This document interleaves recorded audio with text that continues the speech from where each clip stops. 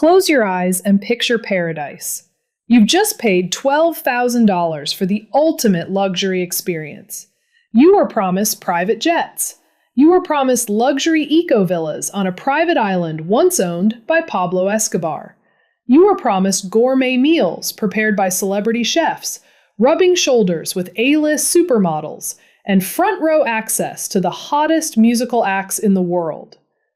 But instead of a luxury eco-villa, you get a leftover disaster relief FEMA tent soaked in rain. Instead of a gourmet meal prepared by a celebrity chef, you get this: 2 slices of sweaty, processed cheese on wheat bread. And instead of partying with supermodels, you are locked inside an airport terminal with no food, no water, and no way off the island, fighting a stranger for a roll of toilet paper. Welcome back to the Audacity of Him. I'm your host, and today we are talking about a masterclass in delusional confidence. We are talking about a man who didn't just subscribe to the fake it till you make it mentality of Silicon Valley. Oh no, this man faked it until he literally marooned thousands of millennials on a remote island with no infrastructure. Today, we are dissecting the mind, the myth, and the massive, monumental failure of Billy McFarland, the mastermind behind the catastrophic 2017 Fyre Festival. This is a story about the power of an orange square, the danger of an impossible dream, and the absolute, unadulterated audacity of a man who watched his empire crumble into dust, and then decided to start another scam while out on bail. Grab your sad cheese sandwiches because we are heading to Great Exuma. To understand the Fyre Festival, you first have to understand the architect of the apocalypse. William Billy McFarland wasn't born into staggering wealth, but he was born with an obsession with it. Raised in an affluent New Jersey suburb, Billy was a computer whiz kid who claimed to have founded his first web startup at age 13.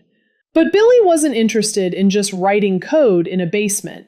He was interested in the aesthetic of success. He wanted to be the guy stepping out of the matte black SUV. He wanted to be the guy skipping the line at the hottest club in Manhattan. He realized very early on that in the age of social media, perception isn't just reality. Perception is currency. In 2013, Billy dropped out of college and launched a company called Magnises. The pitch was brilliant in its simplicity. Magnises wasn't actually a credit card. It was a heavy black metal card that you linked to your existing bank account. Why? Because pulling out a heavy black metal card at a dinner party makes you look rich. It makes you look exclusive. For a $250 annual fee, Magnises promised exclusive perks: access to private clubhouses in Manhattan, VIP tickets to Hamilton, private dinners with celebrities. It was the ultimate millennial status symbol. And for a while, it worked. Billy secured millions in venture capital. He rented a massive townhouse in the West Village, throwing lavish parties to create an illusion of staggering success. But here's the thing about the audacity of Billy McFarland. His entire business model was based on promising things he didn't actually have. He was selling Hamilton tickets to his members that he hadn't bought yet. When members demanded their tickets, his team would scramble to buy them on StubHub at a massive loss, or worse, just cancel on the members at the last minute with a vague excuse. Magnises was a logistical nightmare bleeding money. But instead of fixing his broken company, Billy did what every audacious grifter does. He pivoted. He needed something bigger, something louder. He needed a distraction. Enter Ja Rule. Yes, that Ja Rule, the early 2000s rap icon. Billy and Ja Rule met at a Magnises event and hit it off. Together, they came up with an idea for a new app called Fyre. The app was basically an Uber for booking celebrity talent. Want Ja Rule to perform at your birthday party? You could book him through the Fyre app. It was actually not a terrible idea, but Billy and Ja Rule needed a way to promote the launch of this new app. They needed a marketing stunt so massive, so viral, that it would force the entire world to pay attention. They didn't just want a launch party, They wanted to throw the biggest, most exclusive, most mind-blowing music festival in human history. Late 2016, Billy and Ja Rule fly down to the Bahamas to scout locations for their epic festival. They stumble upon Norman's Key, a breathtaking, secluded island. The island had a notorious history. It was once the private island and smuggling hub for Pablo Escobar's Medellin cartel. Billy was obsessed with this detail. He thought it gave the festival an edgy, dangerous, exclusive vibe. The current owners of the island agreed to let Billy use it on one strict condition: do not mention Pablo Escobar in your marketing. So, what does Billy McFarland do? Literally the very first promotional video he releases boasts that the festival is being held on, quote, Pablo Escobar's former private island. The owners immediately kick him off the island. The festival hasn't even been announced yet, and they've already lost their venue. This is what we call foreshadowing, folks. Desperate, Billy secures a new location, a barren, paved development site on the island of Great Exuma. It wasn't a private island. It was literally next to a sandals resort. But that didn't matter to Billy, because the illusion was about to begin. Billy flew the most famous supermodels in the world down to the Bahamas for a promotional shoot. He spared absolutely no expense. He rented luxury yachts, bought thousands of dollars of liquor, and hired top-tier videographers. They spent a weekend creating a cinematic masterpiece of pure, unadulterated FOMO, fear of missing out. On December 12, 2016, Billy executed the most successful, coordinated social media marketing campaign of the decade. At the exact same time, hundreds of influencers and supermodels posted a solid orange square to their Instagram feeds. No text, just a mysterious square and a link to the Fyre Festival website. Kendall Jenner was reportedly paid $250,000 for her single orange square post, and the internet lost its collective mind. The promotional video dropped, promising 2 weekends of transformative music, art, and luxury in the Exumas. The lineup boasted Blink-182, Major Lazer, Migos, and Disclosure. The tickets weren't just expensive, they were exorbitant. People paid thousands for eco-villas, VIP yachts, and artist passes. It was billed as the cultural experience of the decade. 95% of the tickets sold out in 48 hours. Billy McFarland had done it. He had captured the imagination and the wallets of the millennial elite. There was just one tiny, insignificant, microscopic problem. Billy McFarland had exactly 0 experience organizing a music festival, and the festival was scheduled to happen in just 4 months. Let's take a step back and appreciate the sheer scale of what Billy was attempting. Organizing a festival like Coachella takes a massive, experienced team working around the clock for an entire year. They have established infrastructure, plumbing, electricity, and crowd control. Billy was trying to build a city from scratch, on a remote island with limited resources, in 4 months. The seasoned event producers he hired took one look at the timeline and the site and told him the truth. It is physically impossible. They told him to postpone until 2018. They told him it would take at least $50 million to build the infrastructure required. The audacity of this man's response needs to be studied in psychology textbooks. When experienced professionals told Billy they couldn't provide housing, plumbing, and safety for thousands of people, Billy didn't cancel. He didn't pause. One of the producers literally sent an email warning that there would not be enough toilets, and the response from Fyre management was, and I quote, "Let's just do it and be legends, man." As the weeks ticked down, the reality of the situation began to set in, but only for the people working on the ground. The luxury eco-villas? Billy realized he couldn't afford to build them, so he bought leftover disaster relief tents from FEMA. The gourmet catering? Replaced by a local contractor who was barely given a budget. Money was hemorrhaging. Billy was frantically taking out millions of dollars in high-interest, short-term loans just to keep the lights on. He was paying off one loan with another loan. It was a textbook Ponzi scheme fueled by desperation. And what was Billy doing during all of this panic? Was he on the ground, hammering nails and digging trenches? Of course not. He was back in New York, flying on private jets and sending out emails to ticket holders asking them to load thousands of dollars onto Fyre Band, RFID wristbands. He told them the festival would be totally cashless, encouraging them to put up to $1,500 on these wristbands for incidentals. He wasn't collecting this money for the festival experience. He was using his attendees' wristband money to pay off the massive debts he owed to his investors.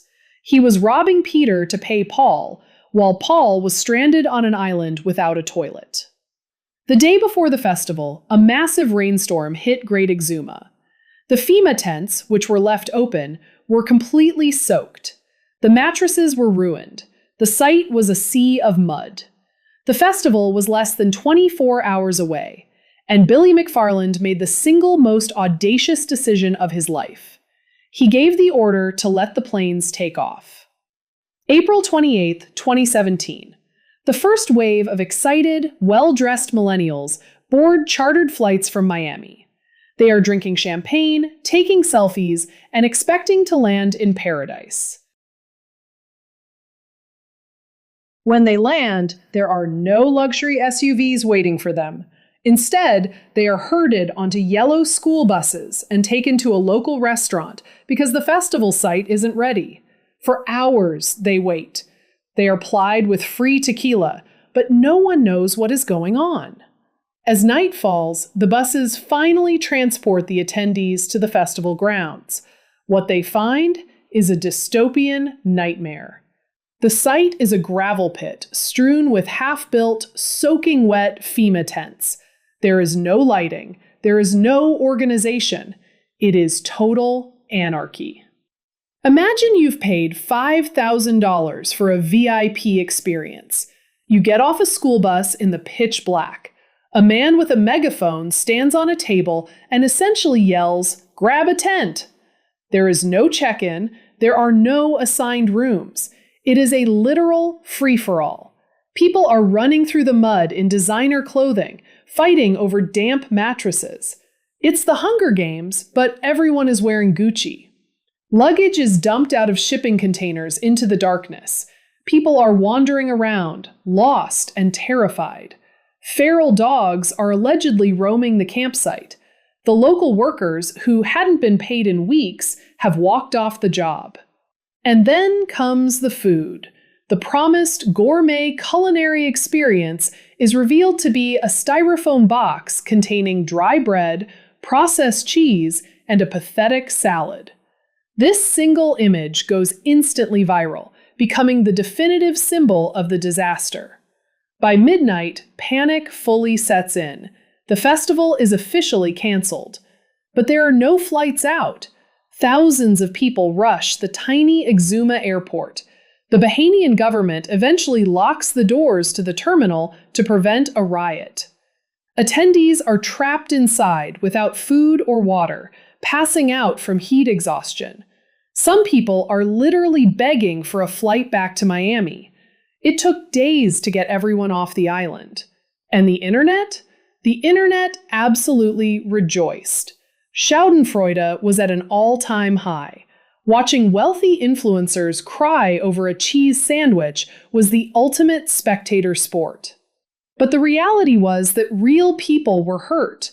Local Bahamian business owners, like Marianne Roll, lost their life savings catering to Billy's impossible dream without ever getting paid. The aftermath was swift and brutal. Dozens of lawsuits were filed. The FBI launched a criminal investigation. Billy McFarland became the most hated man on the internet. You would think, at this point, a normal person would hide under a rock, hire a massive legal team, and prepare for prison.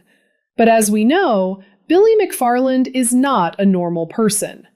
In June 2017, the FBI arrested Billy McFarland at his Manhattan penthouse. He was charged with wire fraud, accused of defrauding investors of over $26 million. He was released on $300,000 bail while awaiting trial. This is the part of the story where my jaw physically detached from my skull. Billy is facing 20 years in federal prison. He is the punchline of every joke on television. His face is plastered across every major news network as the poster child for millennial fraud. So, what does he do while he's out on bail? Does he lay low? Does he reflect on his actions? No, he starts a brand new, wildly illegal scam. Using an alias and operating out of a shadow office in Manhattan, Billy launched a company called NYC VIP Access.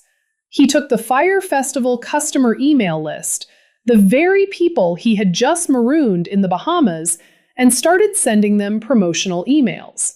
He was selling exclusive tickets to the Met Gala, Burning Man, Coachella, and the Grammy Awards. The audacity is actually hard to process.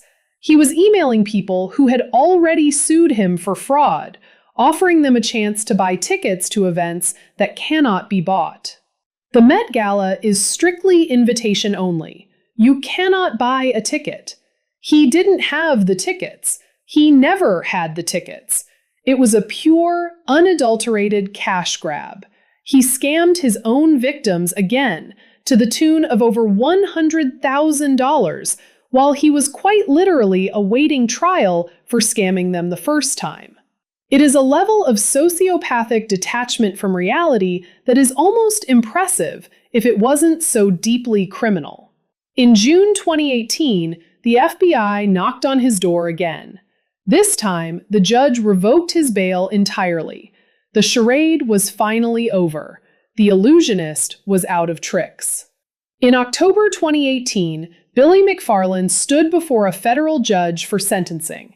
His lawyers tried to argue that Billy had a bipolar-related disorder that fueled his delusions of grandeur. But the judge was not having it. The judge labeled him a serial fraudster who showed no true remorse. He noted that Billy's crimes were driven by greed and a desire for a lavish lifestyle he couldn't afford. The gavel came down hard. Billy was sentenced to 6 years in federal prison and ordered to forfeit $26 million in restitution. If you think white-collar prison is a walk in the park, Billy's experience might change your mind. The man who once lived in a Manhattan penthouse and partied with supermodels was abruptly introduced to the harsh, unforgiving reality of the federal penal system, and it was brutal. Billy was assigned one of the worst jobs in the prison. He was put to work at the facility's sewage treatment plant. For 12 cents an hour, the mastermind behind the luxury Fyre Festival was literally shoveling human waste. To pay off his $26 million restitution at that wage, he would have to work at the sewage plant for exactly 24,733 years. And then the pandemic hit. FCI Elkton became a massive hotspot for COVID-19. Conditions were horrific. Dozens of inmates died. Billy contracted the virus, reportedly suffering severe symptoms in a facility entirely unequipped to handle the medical crisis. The boy who cried Billionaire was now just another inmate fighting for his life in a crowded, infected cell block. But remember, this is Billy McFarland. The hustle never truly dies. It just adapts to its environment. Even while incarcerated, dealing with COVID-19 and raw sewage, Billy couldn't stay out of the spotlight. He couldn't stop performing. In late 2020, Billy got his hands on a contraband cell phone, or used the prison phone system to try and record a podcast from behind bars called Dumpster Fire. He wanted to tell his side of the story. He wanted to respin the narrative. The Bureau of Prisons did not find his entrepreneurial spirit amusing. As punishment for the podcast, Billy was thrown into solitary confinement. For 6 months, he sat in a tiny, windowless concrete box for 23 hours a day. No supermodels, no yachts, no orange squares. Just silence and the crushing weight of his own hubris. Billy McFarland was released from prison early, in March 2022, after serving about 4 years of his 6-year sentence. He's currently serving his supervised release, doing interviews, and, unbelievably, teasing something called Fyre Festival 2. Because, of course he is. You can lock a grifter in a cage, you can make him shovel sewage for pennies, but you cannot cure the audacity. Billy McFarland's story isn't just about a failed music festival. It's a mirror held up to our culture. It shows us how susceptible we are to the illusion of exclusivity.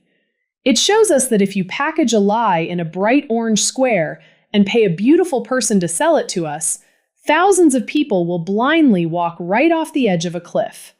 He sold an impossible dream, and when reality came crashing down, he just built another lie on top of the rubble. That is the definition of a serial fraudster. And that, my friends, is the absolute audacity of him. Thank you so much for watching this deep dive into the disaster that was Fyre. If you enjoyed watching a billionaire wannabe get his comeuppance, please smash that like button. It really helps the channel out.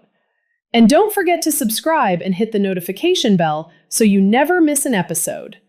Until next time, keep your eyes open, trust no one who charges a $250 annual fee for a piece of metal, and I'll see you in the next one. Stay audacious!